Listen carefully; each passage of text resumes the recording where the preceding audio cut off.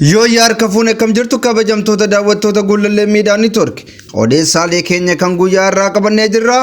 Qopheessee dhiyeessuun kan isin faana turan Abuunna waa beekoti. Isinis hanga xumura sagantaa kiyyaatti akkana faana turtan kabajaan isin affeera.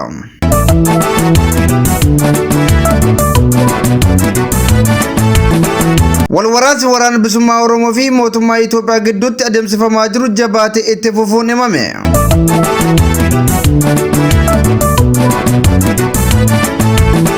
Ajjechaan loltoota mootummaatiin namoota nagaa irratti raawwatamaa jiru jabaatee itti fufuunis himamee jira.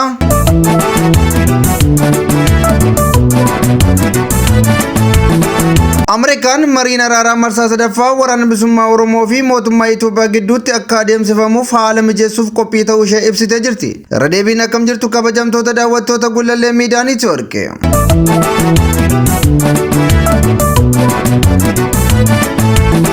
Walwaraansi waraana bilisummaa Oromoo fi mootummaa Itoophiyaa gidduutti adeemsifamaa jiru jabaatee itti fufuun himame. Rakkoo siyaasaa gidduu isaanii jiru karaa nagaan furachuuf carraa marii araaraa yeroo lamaaf argatanitti fayyadamuu kan dadhaban waraanni bilisummaa Oromoo fi mootummaan Itoophiyaa waggaa ja'affaadhaaf wal waraanuu itti fufaniiru.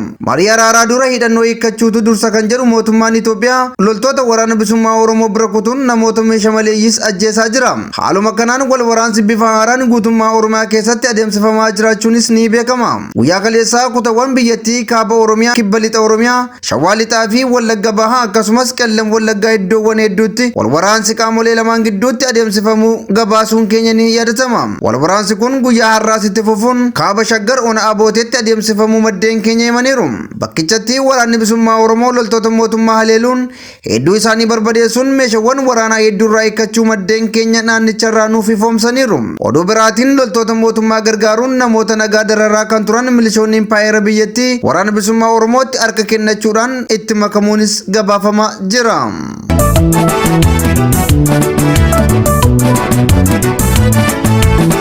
Ajjechaan loltoota mootummaatiin namoota nagaa irratti raawwatamu jabaatee itti fufuun himamee jira. Godina kibba lixa shaggar ona qarsaa maallimaa magaalaa Leemman keessatti namoonni nagaan sadii loltoota mootummaatiin ajjeefamuunis beekamee jira.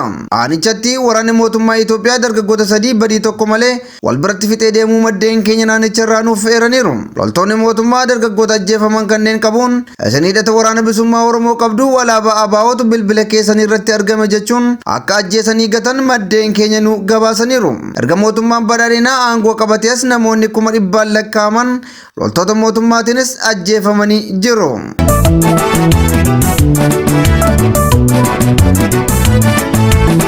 Bakka buutonni hawaasa Oromoo godinaalee Oromiyaa hundarraa mariidhaaf muummicha ministeera Abiyyi wal argan gaaffii jajjabaa gaafachuun waltajjii marii danqaa akka oolan maddeen keenya himaniiru. Galma waajjira muummicha ministeeraatti marii taasisaa kan turan bakka buutonni godinaalee Oromiyaa gaaffii ciccimaa gaafachuun muummicha ministeeraa mudduu maddeen keenya nuuf himaniiru.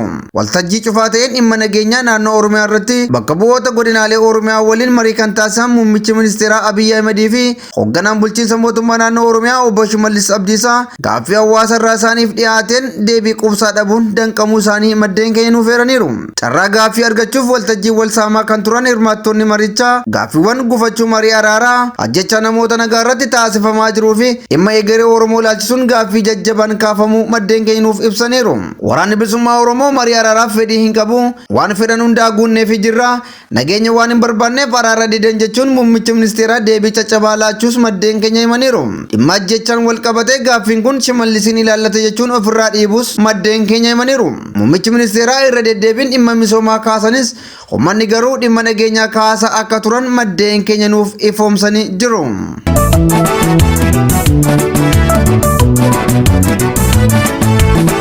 Manni maree mootummaa naannoo Amaaraa mirga himatamuu dhabuu obbo Yohaannis Bu'aayaaloo kaasuun dhagahame. Miseensa mana maree naannoo Amaaraa kan turan obbo Yohaannis Bu'aayaaloo garee fiinxaleessaa faannoo jedhamu waliin ta'uun mootummaa federaalaa fi mootummaa naannoo Amaaraa fonqolchuuf yaalaniiru jedhamuun shakkamanii hidhamuun isaanii ni yaadatama. Obbo Yohaannis mootummaan amma biyya bulchaa jiru mootummaa dabaree Oromooti jedhanii kan yaadan hoggaa ta'u sirna bulchiinsa Oromummaa diriirsaa jira jechuunis dubbataa turaniiru. Kun kanaan otoo jiru waggoota 4 dura USA'tti haasawaa taasisaniin kan nu dura jiru hoomachaa kan biyya bulchaa jiru nu warra Amaaraati jechuun isaanis ni yaadatama. Haa ta'u malee manni maree naannichaa guyyaa irraa mirga himatamuu dhabuu isaanii kaasuun raggaasisee jira.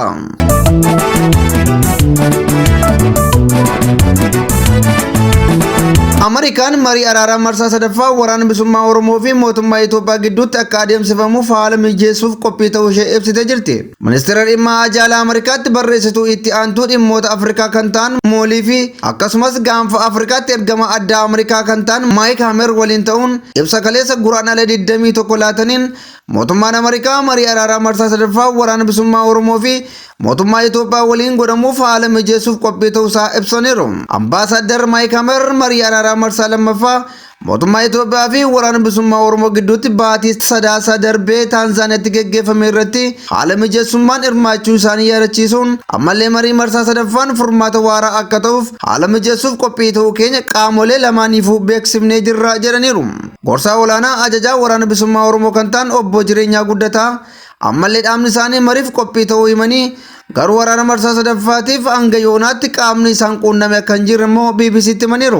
Ministeerri muummee Abiyyi Ahimad torban lama dura mana marii bakka bu'oota uummataa irratti kan dubbatan dhimma marii nagaa marsaa lammaffaa fashalaa'ee fi itti fufiinsa marichaa ilaalchisee wayitaa haasa'anitti waraanni bilisummaa Oromoo waboon akkaataa seera biyyattii kabajeen mari'achuuf fedhii yoo agarsiise nuti yeroo hunda qophiidha jechuun isaanii ni yaadatama. Haa ta'u malee mootummaan Itoophiyaa marii marsaa lammaffaa irratti waraanni bilisummaa Oromoo waboon fedhii aangoo qooddachuu daangaa hin qabne dhiyeesse jechuun isaanii yaadatama.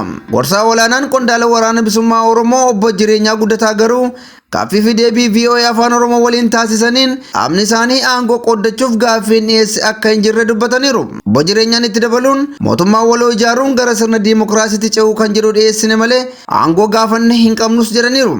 Kanumarraa ka'uun mariin araaraa marsaa sadaffaan akka milkaa'uuf qaamoleen lamaanuu daba hojjechuurraa of qusachuun egeree Oromoof waan tokko gochuu akka qabanis qaamolee hedduun hawwii isaanii mul'isaa jiru.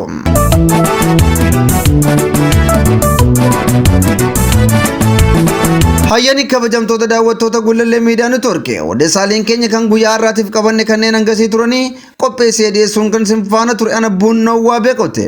Asinis qophiileen keenya yeroo hundumaa akka isin bira ga'aniif toora YouTube Gullallee Miidiyaa Neetwoorkii subscribe share godha isiniin jenna. Akkasumas chaanaalii Telegiraama Gullallee Miidiyaa Neetwoorkii join akka gootanu gamanumaan isin affeerra. Wanta nu daawwattaniif galatooma.